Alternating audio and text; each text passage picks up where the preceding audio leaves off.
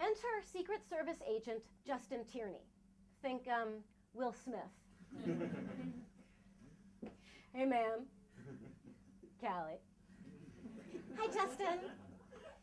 Hey, what's that patch on your jacket? Good eye, Callie. You like this? Thin film solar fabric. Little solar panel. Runs a jacket. What do you mean? Check it out. This is the latest in high-tech Secret Service agent gear. I don't speak into my cuff anymore. That's old school. Instead, the whole jacket picks up sound like a microphone. Then, I got a control panel on the lapel, cell phone charger in the breast pocket, camera in the top button, GPS transponder in the lining, and a printer in the side pocket for sending me updates and memos. A printer? No, that'd be silly, but it is bulletproof. And I can just talk at your jacket and say hi to the rest of the team? Mm-hmm. Hi, team. Hi, Callie. Agent Tierney, does all that high-tech stuff make the jackets hard to clean? Sorry, ma'am, that's classified. Oh, plus they're ready for you. Come on, I'll take you around back. Bye-bye, Justin. Callie, do not flirt with the Secret Service. They will give you a slutty code name.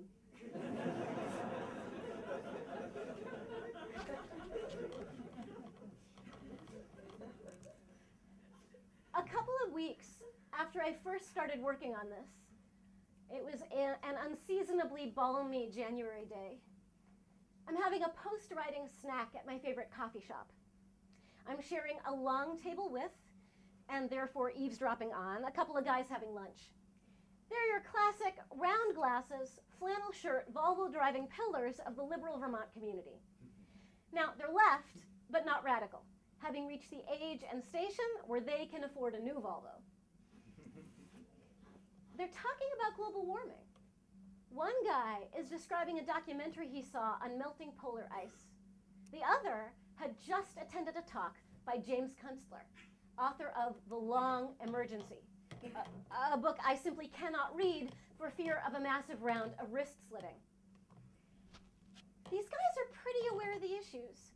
They get the unsustainability of the suburban lifestyle, and that's both living in the suburbs and driving a Suburban. They talk about the staggering amount of time it took the Earth to convert Jurassic biomass into fossil fuel, and they wonder how we'll ever replace all that energy with sustainable, non-polluting power sources. It's a great chat.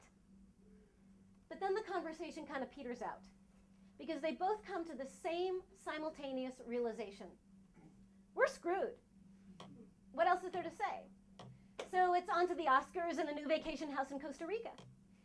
And I am sitting there having just read this incredible climate action plan from the Pew Foundation, and I want to turn to them and say, hey, don't give up. We don't have to be screwed.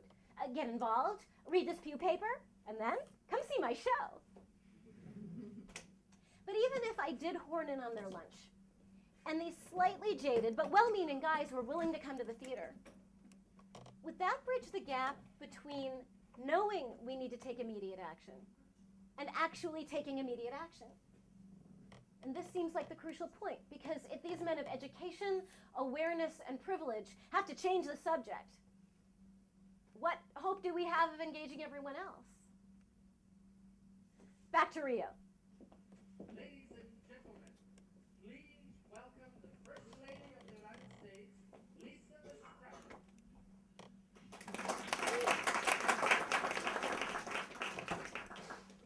Good afternoon, everyone.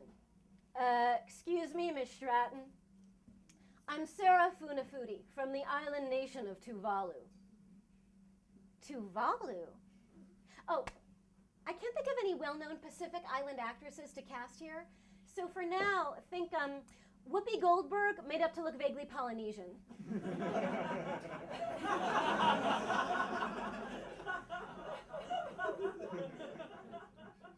You haven't heard of us. Tuvalu is a tiny Pacific atoll with a maximum elevation of 6 feet above sea level. And at less than a mile wide, we're highly vulnerable to changes in ocean levels. I bet if y'all had a tsunami or, Miss Stratton, large waves aren't our problem. With the melting of polar ice and glaciers, ocean levels are rising. Seawater is coming up to the soil, our beaches are eroding, our crops rarely survive. We're being absorbed back into the sea. Oh, Miss Funafuti, I am so sorry. And I'm here representing our administration, which also feels strongly that, Miss Stratton. I accept your concern, but I don't accept the administration has any interest at all. The United States contains less than 5% of the world's population, but you consume 25% of its energy. Next to China, you're the world's largest emitter of greenhouse gas. Really? Dang! Yeah, and that number's going up. Well, you haven't been adhering to climate treaties or reducing pollutants of any kind. Well, Miss Funafuti, I can assure you, when I get back, you can't assure me anything. Action has got to be taken right now. And so I'm here to place you, as this gathering's most prominent representative of the USA, under global citizens arrest. You can't arrest me. I have got an enormous security detail with jackets. Don't worry. This is just a symbolic arrest. I can't take you back to Tuvalu. We're all getting ready to move to New Zealand. New Zealand? Oh, girl, did you see Lord of the Rings? Damn. All right, arrest me. But can I finish my speech first? Oh, Miss Stratton, I'm sure you're a very nice lady, but if you're speaking for the United States, you got about as much credibility as Tuvalu has a dry future.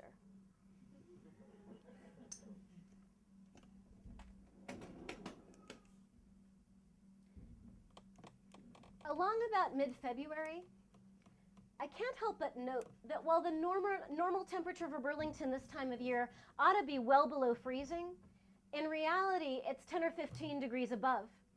Nobody is skiing in Vermont, but there is an awful lot of maple sugaring going on, a season early. I keep thinking there is no way I can write this thing fast enough. I'm trying to focus on Lissa's story, but all I can think is tree frog. Because I just heard a radio story on Brazilian tree frogs dying from a moisture-induced skin mold caused by lack of sun. Apparently, global warming has made the rainforest too cloudy, which makes no sense. Isn't that like saying the river's gotten too wet? Whatever, I'm obsessed. I want the damn tree frogs in my show. So, feeling hands-on, I stack some furniture into a mock rainforest canopy, and I start a tree frog improv. Now, here's my idea for a scenario. Two frogs, both dying of skin mold, climb to the top of the tallest tree in the forest looking for the sun.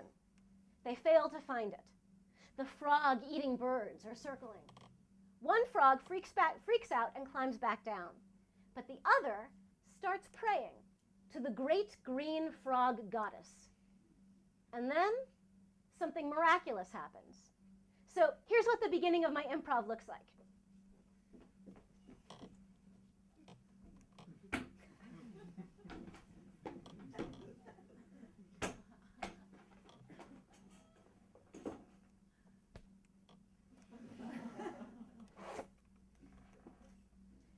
So much for my career as a fly-eating actor.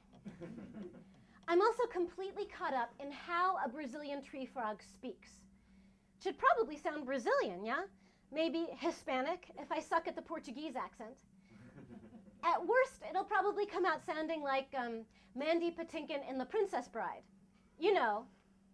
Hello, my name is Inigo Montoya. You killed my father. Prepare to die. But no. I open my mouth, and it comes out sonorous and British, like Tree Frog as played by Ian McKellen. In fact, I'm pretty much acting out a scene between Frogdo and Greendolf from Amphibian Lord of the Rings.